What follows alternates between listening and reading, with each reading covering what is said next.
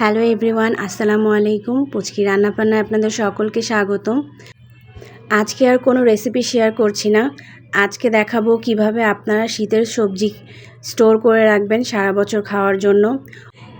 এই সিজনে অনেকেই সবজি খেতে খেতে বিরক্ত, কিন্তু যখন সিজন শেষ হয়ে যাবে তখন কিন্তু এই সবজি আরও ৩-৪ গুণ দামে কিনে খেতে হবে। তাই অল্প খরচে আপনারা চাইলে এই সবজিগুলোকে স্টোর করে রাখতে পারেন। এখানে আমি ১ কেজি পরিমাণ ক্যাপসিকাম কিনেছি।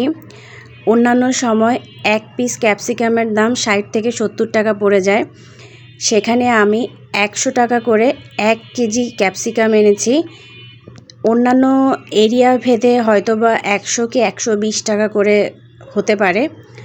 এখন আমি দেখাবো কিভাবে আপনারা এই ক্যাপসিকামগুলোকে সারা বছরের জন্য সংরক্ষণ করে রাখতে পারেন। এটা হয়তোবা সবাই জানে এখন কম বেশি, তারপরও আমি মনে করি যে আমার এটা শেয়ার করা উচিত। ক্যাপসিকামগুলোকে প্রথমে আমি ভালোভাবে ধুয়ে নিব। কাটার পরে আমরা আর এটাকে ধুবো না, ধুয়ে নিয়ে পানি ঝরিয়ে নিব। তারপর একটা ক্যাপসিকামকে ৪ ভাগ করে ভিতরে যত বীজ আছে বা ক্যাপসিকামের যত বিচি আছে সেগুলো আমরা ভালোভাবে পরিষ্কার করে নিব। ক্যাপসিকামের মধ্যে যেন কোনো প্রকার বিচি অবশিষ্ট না থাকে, তাহলে যখন আমরা ক্যাপসিকাম স্টোর করব তখন ক্যাপসিকামটা বেশি দিন আর ভালো থাকবে না, ভিতরে একদম লালচে হয়ে যাবে আর নষ্ট হয়ে যাওয়ার সম্ভাবনাই বেশি থাকে। এখন যেই সাইজে আমরা ক্যাপসিকামগুলো কেটে নিলাম, এভাবে যদি আপনারা ক্যাপসিকামগুলোকে কেটে রাখেন তাহলে আপনারা যে কোনো তরকারি বা ফ্রাইড রাইস, পিৎজা, পাস্তা রান্নার ক্ষেত্রে আপনারা জাস্ট ফ্রিজ থেকে নামিয়ে পছন্দ মতো সাইজ অনুযায়ী কেটে রান্না করতে পারেন।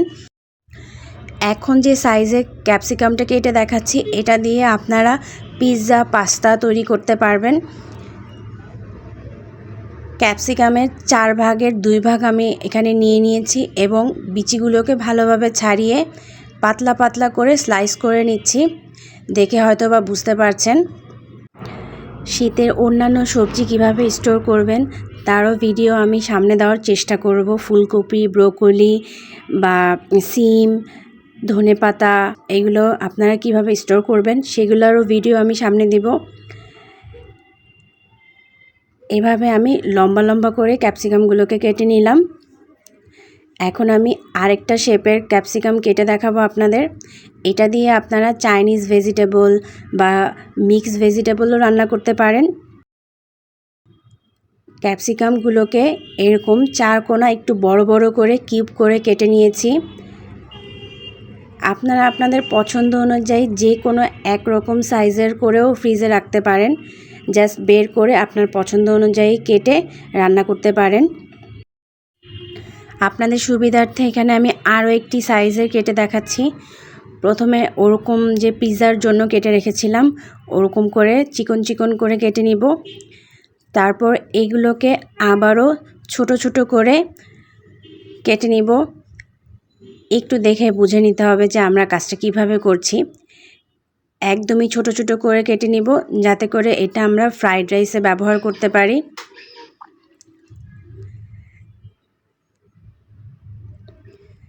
আমার আজকের ভিডিও যদি আপনাদের কাছে ভালো লেগে থাকে তাহলে অবশ্যই একটা লাইক, কমেন্ট অ্যান্ড শেয়ার করবেন ফ্রেন্ডস অ্যান্ড ফ্যামিলির সাথে, এবং আমার পেজে ফলো দিয়ে রাখবেন। যারা ইউটিউব থেকে দেখছেন তারা অবশ্যই আমার চ্যানেলটি সাবস্ক্রাইব করবেন। এখানে আমি আপনাদের 4 রকমের ক্যাপসিকাম কেটে দেখিয়েছি। এভাবে আপনারা আপনাদের পছন্দ অনুযায়ী যে কোনো সাইজের কেটে নিতে পারেন। এবার এগুলোর গায়ে যে পানি অবশিষ্ট আছে সেগুলোকে একটা টিস্যুর সাহায্যে পানিগুলো সোক করে নেব। এতে করে যখন আমরা ডিপ ফ্রিজে রাখবো তখন একটার সাথে একটা একদম শক্তভাবে আটকে থাকবে না। সবগুলো পানি ভালোভাবে মুছে নেওয়া হয়ে গেলে এগুলোকে কোনো ভাপ দেওয়ার বা বয়েল করে নেওয়ার কোনোই প্রয়োজন নেই। এভাবেই আপনারা জিপলক ব্যাগে ভরে সারা বছরের জন্য সংরক্ষণ করতে পারেন। আমি আপনাদের 4 রকমের কেটে দেখালেও আমি কিন্তু একরকমভাবেই ফ্রিজে রাখি। এতে করে আমার কাছে খুব সহজ মনে হয়, কারণ আমার বাসায় ফ্রাইড রাইস, সবজি বা পিৎজা এইগুলো তৈরি করা হয়। সো আমার এতে সুবিধা হয়, কারণ এক এক রকম শেপে করে রাখলে কখন কোনটা শেষ হয়ে যায় বলা যায় না। তাই এরকম একটা ক্যাপসিকামকে 4 ভাগ করে রাখলে আমার কাছে সুবিধা লাগে। এবার একটা জিপলক ব্যাগে অথবা আপনারা চাইলে একটা পলি ব্যাগ বা কোনো বক্সে করেও রাখতে পারেন। একটা জিপলক ব্যাগে ভরে ভালোভাবে মুখটা সিল করে দিব এবং এটাকে ডিপ ফ্রিজে সংরক্ষণ করব সারা বছর খাওয়ার জন্য। আশা করি আমার আজকের এই ভিডিও নতুন গৃহিণী আপুদের জন্য অনেক উপকারে আসবে।